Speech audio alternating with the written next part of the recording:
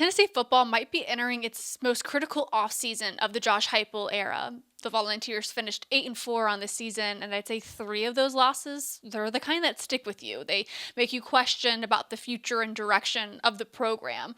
So as they get ready for the offseason, what's next for Tennessee football? Let's talk about it. I'm Paige Dauer. This is the Sports Page. But extremely disappointed in what we did in the second half. So, open it up. That was Josh Heupel after the loss to Vanderbilt, and to be honest, it probably could also describe Tennessee's 2025 campaign.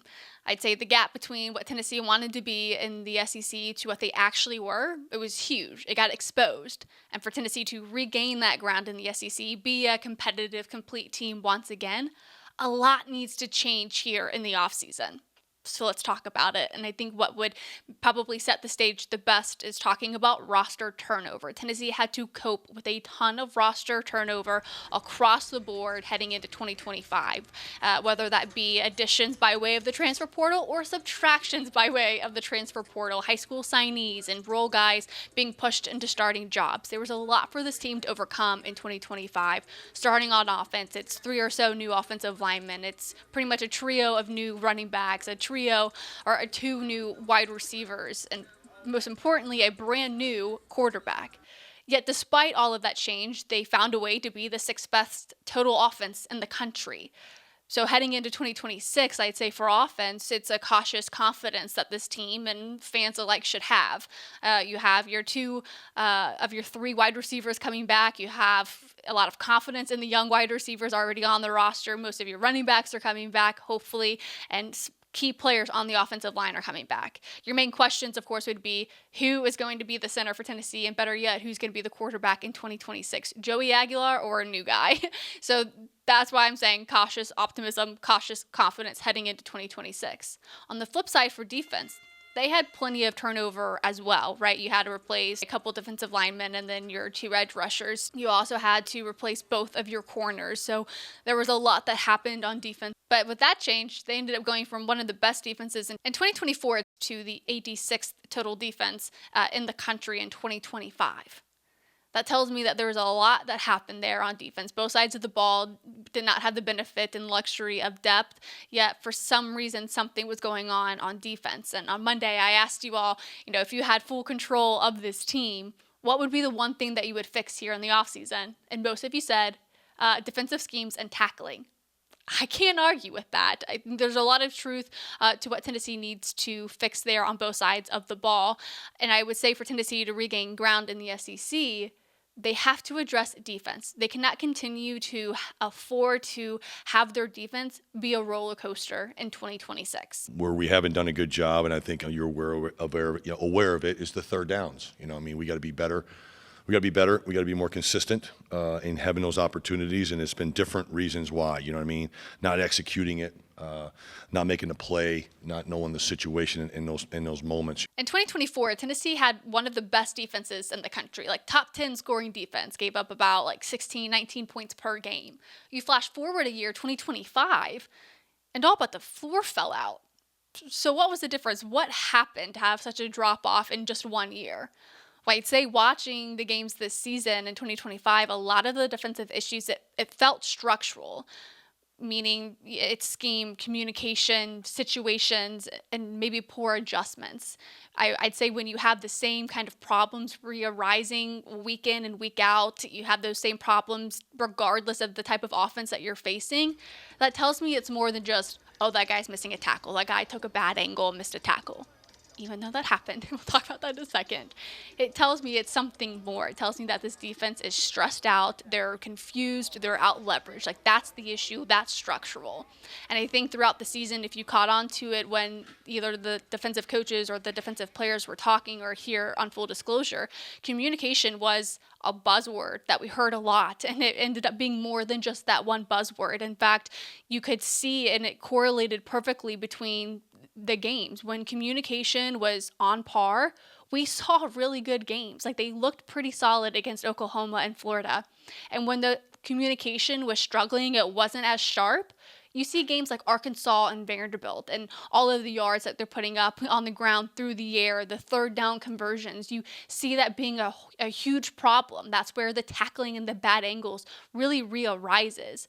that tells me, again, it's a structural issue. It's a defensive scheme issue. So when we maybe look a little bit deeper into this, I can even go back to Jalen McMurray when he was talking to us earlier, and he highlighted how communication was a key focus and emphasis throughout the season for this team. Communication has been something huge for us, and I feel like we need to still continue to communicate when it comes to practice. I feel like there's still some things that we can grow on. You touched on tackling. Tackling can always be better. So doing that and communication. Communication, it's huge, and poor communication has a detrimental, domino effect, and we saw that time and time again this season. Once again, you could look to Vanderbilt, Arkansas, maybe even a little bit of the Georgia game, though I find it doesn't stand out as much because it felt maybe more like a shootout, like the offenses were really having their way with the defenses. But when Tennessee was taking on teams that showed a lot of pre-snap motion and had a lot of RPO to their offensive style, it really stumped Tennessee for much of the season, and that's why they were able to get so many yards, not only on the ground, through the air. And that communication, it helps them figure out if you're in the right alignment, if you can make the correct adjustments post-snap. And what we saw throughout the season is Tennessee was not able to make proper adjustments. We saw them kind of out of alignment a number of times because of that communication. And when I was looking back to 2024 to 2025, I mean, Tennessee took a massive step back in every statistical category that matters. The main ones we could look at it here is Tennessee allowed 41% more rushing yards in 2025 per game. They allowed 31% more passing yards per game in 2025. Third down defense, which was a huge talking point this season, along with tackling, that went from 30% to almost 40.5%. That's nearly 11 percentage points increasing from last season to 2025. So what that tells me is, Tennessee, they couldn't find a way to get off the field no matter what was happening. And a lot of that ends up building into development. And I know part of the development is what's contributing to maybe poor communication, because again, go to the very beginning point of this podcast, right? It's roster turnover. You have a ton of young guys or new guys starting into those starting roles and trying to figure each other out, building that chemistry and connection on the field. And let's not overlook Ty Redmond. Let's not overlook Idris Farouk, specifically Ty Redmond, thrown into his position game one of the season and really took it upon himself after kind of getting picked apart against Georgia to be a better lockdown, defensive back. And we saw that a lot this season. In fact, I think he had 9 PBUs this season and a trio of interceptions. He really held his own, and part of that is because of the development. And it can go to his practice habits, his time in the film room. He is really intentional in how he takes notes. And it's Idris Farouk, who obviously had a really good game against Vanderbilt, who highlighted that the way that Ty Redmond attacks practice often has a ripple effect on the team. He treats every practice rep like a game rep. Ty is like an amazing player. He's a freshman that just loves the game of football. He goes out there, every play is like a game rep. He takes every practice serious, and to have him on our team is a blessing.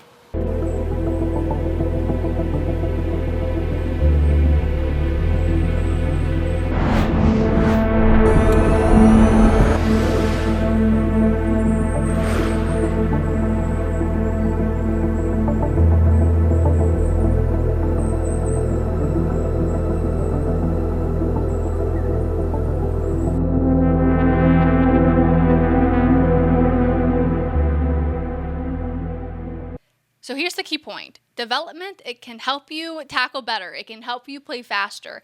It's not always going to make sure that you're not misaligned or you're overstressed or you're confused. A lot of that comes down to structural and making sure that the structure on defense fits the personnel that you have on the roster. And I think for Tennessee, what they need to find out is how they can better blend those two. They need to find a way to better develop the guys that are on the roster despite the lack or luxury of depth that they have. They need to find a structure that suits the personnel that they have on the team.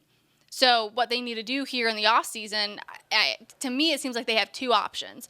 One, they need a new defensive coordinator or staff. Second, they need to get an overwhelming majority of all of their defensive targets when it comes here today to National Signing Day, and they need to be much more aggressive in the transfer portal to get the type of guys that suits Tim Banks' defense. You could also look into, the defensive assistants and analysts and scouts, and maybe it's improvement there. Maybe it's the scouting that wasn't hitting, and that might help with what they do in film study, and then obviously the practice habits, and that probably compounds in of itself. But what we can't ignore is the roster turnover. 13 key guys from this season will be leaving either because of draft hopes or you're out of eligibility. And of those 13 key players on defense, they're responsible for about 50% of the production on the field in the major categories on defense, whether it's total tackles, sacks, quarterback hurries, tackles for loss. You're losing guys like Arion Carter, Joshua Josephs, Caleb Herring, Don Bailey. That's going to be huge for Tennessee to replace. They're probably returning about 11 guys from last season, and where most of that production comes is in the secondary. They have about 50% of the production with PBUs and interceptions in the secondary. So Tennessee needs to be incredibly aggressive here, whether it be in the hopes of getting the right guys in the high school signing to help build depth, to get that personnel ready, or it's the transfer portal and making sure that they're going out and getting specific guys. And for me, I'm looking at who they're losing, who they're returning, and immediately Tennessee needs somebody on the defensive line. Immediately they need somebody in the linebacker position, because after that it all pretty much is a trickle effect and will compound. Like the defensive front, the linebacker, it sets the tone on defense, and Tennessee needs to go out there and find replacements for the defensive line and for the linebacker unit. I think if they can do that, I can see Tim Banks staying on the staff 1 year, right? Because in just 2 seasons, we saw what the ceiling can be, and that's pretty darn impressive. And we saw what the floor was. And for Tennessee to maintain consistent success this season, the team can no longer afford to have this roller coaster of a defense that we saw in 2025. And to avoid that, it's maybe a bunch of turnover in support staff. Maybe it's the transfer portal, high school signing, really emphasizing development, practice habits, and maybe even it's a little bit of Tim Banks changing what he likes to run structurally on defense. So that's what I would do here in the offseason. Regardless of what ends up happening, what happens has to be on defense for Tennessee to regain ground here in the SEC. But I asked it on Monday what you all would change if you weren't a part of that conversation. I guess here now, what would you change about Tennessee if you had all the power and control? If you liked today's episode, please make sure to hit that subscribe button, turn on your notifications so you don't miss out on any of the conversation that helps help this podcast and channel continue to be successful. I've enjoyed the engagement the last couple of weeks, and it's been a good football season, hopefully a good bowl season. We shall see where Tennessee ends up, but I'll be back later today with reactions on Tennessee's National Signing Day class for the 2026 season. I'll talk to you guys later.